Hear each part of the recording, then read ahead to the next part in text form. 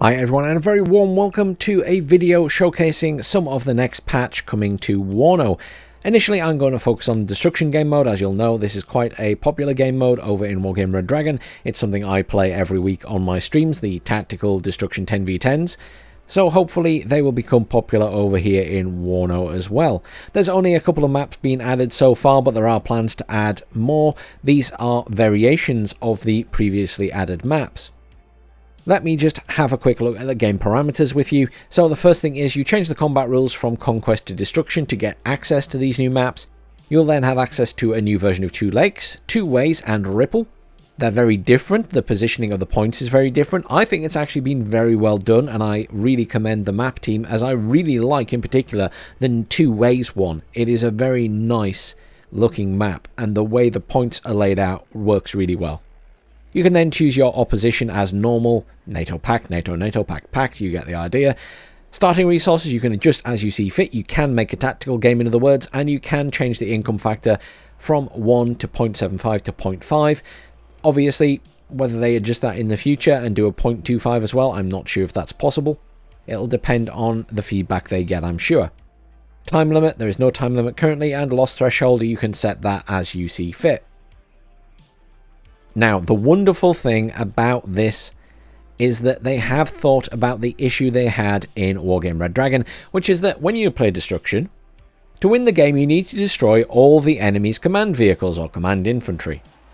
Unfortunately, there was no timer set up that if you destroyed the final one in their base, and they still had one hidden on the corner of the map, the game did not end until you found it and killed it. And unfortunately, some people like to ruin other people's experiences by driving their command vehicle to the edge of the map and making you try and hunt for it for 20 minutes. Thankfully, Eugen have listened to the issue there, and in this mode, if the enemy does not control any points, they have a certain amount of seconds before they lose the game. So they have a chance to recap a point, but if they don't within that time, they have lost. There is no waiting around for 20 minutes while people fanny about at the edge of the map. Thank you, Eugen. That is very much appreciated. Let's hop into a game and have a look at Two Lakes. So let's take a look at the map before we get started. As you can see, the points are completely different. They cover completely different areas. Some of them even cover some of the water in preparation for the addition of amphibious vehicles.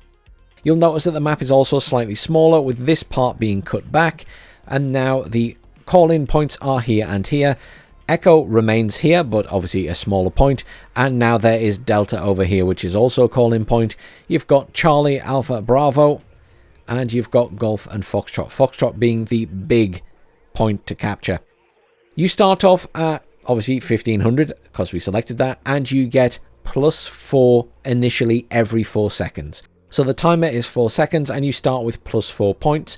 That increases for every point you take. So if you take Alpha for 6, you will go to +10. If you then take Delta, +12. You take Charlie, it's +16, and so on and so forth. Let us start the game. I'm going to put down a couple of command vehicles, and then I am going to try and simply overwhelm the enemy and get them pinned back in. Obviously that is easier said than done. But let me stick down a couple of command vehicles just so we get started. And I won't make you watch the entire game. But we will stick down a load of choppers. I mean, I'm literally going to try and cheese the AI here. For all intents and purposes, I want to cheese them.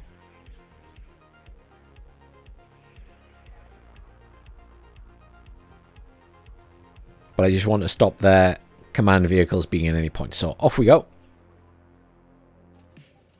Go on, Control. Roger that, Red Leader. An enemy team owns no more command zones, and they will be eliminated in 292 seconds. So it's about 300 seconds in total. Once they hit that mark, they will lose the game, which is obviously a very welcome change. Okay, so now that we've seen the whole 300-second thing, let me just have a quick whiz through the remaining maps. So this is Two Ways. You will remember it from the tournaments, I am sure. And this is the new layout of this map. So you have your call-in points at the bottom here, one for each team. And then up at the top you have another call-in point for land only, which you can capture, Foxtrot here, and Alpha at the other side. And then the middle is all change. So Echo, which was previously Foxtrot, is now all different, slightly different shape and size. Delta, the same. Obviously, that was Golf and has moved forward slightly. Charlie, nice big point in the middle. Lots of area to take there. Nice shape. Here as well, Bravo much bigger and Golf much bigger. It promotes a much bigger effort to get a unit in and more space to hide that CV unit, I should say. And then, you know, there's a lot more room for destruction, as it were. So really loving the design of this map. I really love the position of the zones as well. I think it's much more clustered in the center. Everything's near each other. You know, there's not so much big open spaces between the points. There's going to be a lot more nitty-gritty fighting over them. But I played this a few times while testing, and I really, really enjoyed the play on this map. I think it's a step up from even the original two ways that maybe we're just very used to now. But yes, really, really enjoyed the new layout on this one. And let's have a look at the final map. And here we are on the new version of Ripple for Destruction. Obviously, again, completely different. Really do like the new positioning of all of these points. It's very different. Like, incredibly so, but I really like how they've changed it up. I feel like Ripple is quite a difficult map to play. There are points here, there, and everywhere. This focuses everything a bit more in the center. Your starting point is quite nicely forward at this side. This one obviously quite spread out. You kind of start here, but you can bring stuff in over here as well. And then you've got all of this play area in the middle. You've got Charlie, Alpha, and Bravo all quite close together, and the same at this side. You've got Echo very close to Bravo there, and Delta. Plenty of room for messing around. Lots of forest fighting, lots of town and open ground fighting here. You know, there's plenty of options for play. Again, I like the layout. I don't think I like it quite as much as the two ways layout, but I think it's a nice change from the standard Ripple. But I'm looking forward to getting online and playing some of this in multiplayer. Really looking forward to a time when they have some 10v10 maps ready to go for destruction as well. That will be a lot of fun, I'm sure. Well, that's pretty much it for the destruction maps. The game mode, as we've discussed, is pretty straightforward. You get points for each point that you capture on the map. So each one has a value associated with it, and that is how much additional you get every 4 seconds. And that is every member of the team. It is not split out between the team. And I think it's a nice balance at the moment. You're not getting too much, you're not getting too little. And there is the option to slow that down, obviously, to make it a more tactical game. So plenty of options there to play around with. And obviously, UGen will be looking for feedback on how people are finding the income and things like that. Something different, something other than the standard conquest mode for everyone to have a go of. And as I say, the 10v10 tactical destruction games are a lot of fun in Wargame Red Dragon. So hopefully we'll be heading that way here as well. Let's take a look at some of the other additions to the new patch. Well everyone, welcome to the Armoury, or the new Armoury should I say. It's had a lovely rework with some very nice lighting, and if you go into your settings there is actually an option to rotate the lighting effect. I have assigned this to my K key. As you'll see, we can do some nighttime stuff. You can even look outside. We can make it sort of a bit more dusky with a little bit of light coming through. We can make it a bit brighter for a different time of day. A little bit brighter still outside. Very bright outside, full daytime. Sunlight, a little bit darker inside, obviously. Heading back around to a little bit darker again, and then we're sort of in the nighttime sort of feel. But plenty of options there to play around with. Lots to take some nice screenshots in here.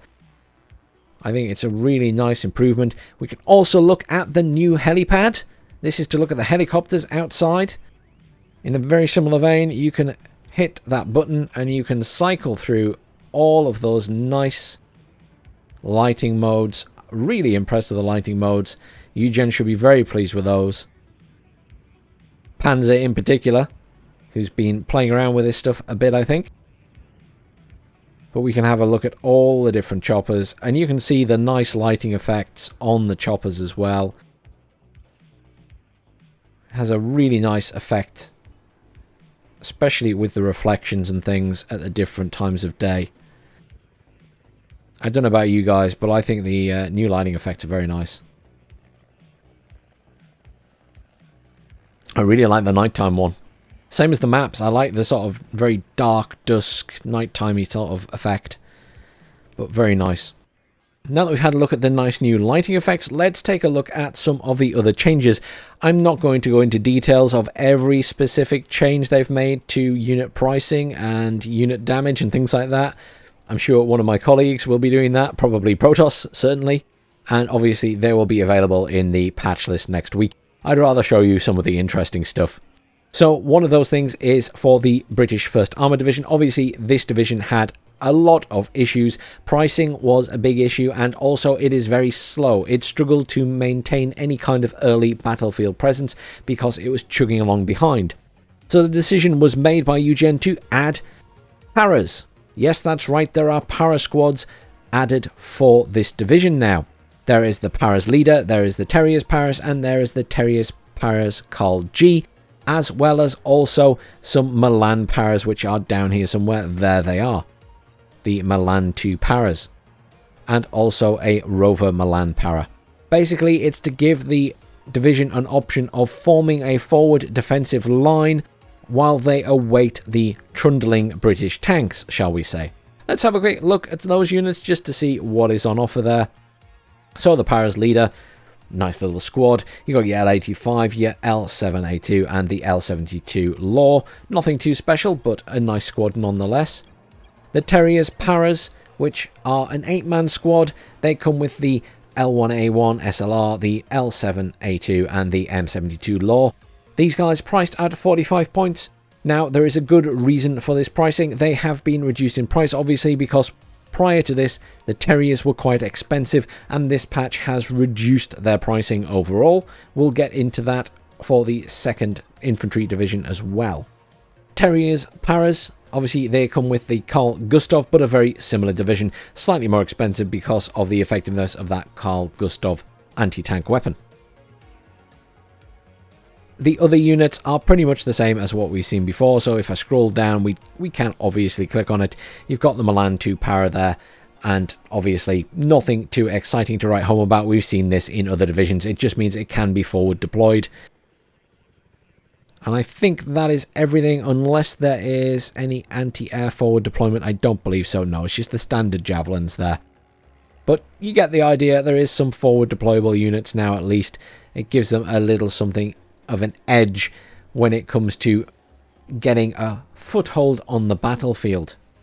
So the only thing that I quickly wanted to really mention about the 2nd Infantry Division is the price changes. So along with the 1st Armoured Division, there are a lot of changes to the prices. Some of the tanks are cheaper, and also some of the infantry is cheaper.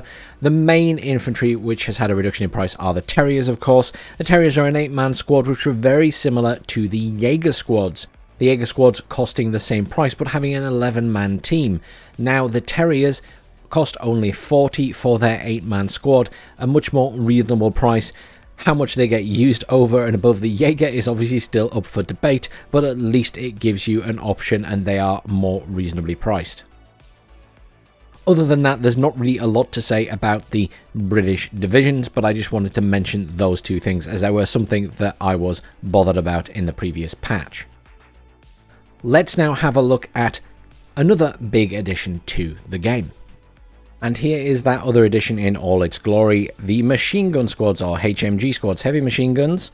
These are a feature brought over from Steel Division 2. Wargame Red Dragon didn't have these, so if you're from Wargame Red Dragon, this is something completely new. Heavy machine gun squads, they are 2-man squads, much like the ATGM teams. They have a strength of 3 or 4 for the larger 12.7mm machine guns. And there are also, for some divisions, an automatic grenade launcher in the game, the Mark 19 40mm, and over on the other side, the AGS 17 30mm. Generally speaking, the machine guns are the same sizes for both factions, so you have the 7.62mm and the 12.7mm for both the NATO forces and the Pact forces over here, 7.62 and 12.7. The only big difference being the grenade launcher, which is available to the NATO side, which is the 40mm Mark 19, and that is compared to the 30mm AGS 17. A slight difference in damage output and suppression between the two, obviously. So before I wrap up, there's one last thing I wanted to mention. There has been a further big change to the satchel charges. They are now once again fire on the move. As you can see here, they can fire in motion. They are no longer a stopped hand symbol. This means that you can throw them as you are chasing down enemy infantry. This is obviously very beneficial to the British in particular, who didn't have flamethrower squads. So nice change, welcome change. Obviously it means that you're no longer having to faff around quite as much to fire those satchel charges off. Everything else that's changed in the game are really minor price changes and rebalancing and everything else. I won't go into all that in this video. I've shown you the main stuff. Obviously all that will be in the patch notes next week. I'm sure that Protoss over on SD League will probably mention some of these things in his video, and I'm sure we'll all be streaming it over the weekend. So if you have questions, you can ask about it, and you can see all of this stuff in action in some games over the weekend as well, I am sure. Thanks for watching, everyone. Please do like, share, and subscribe, and I'll see you all soon for some more WARNO.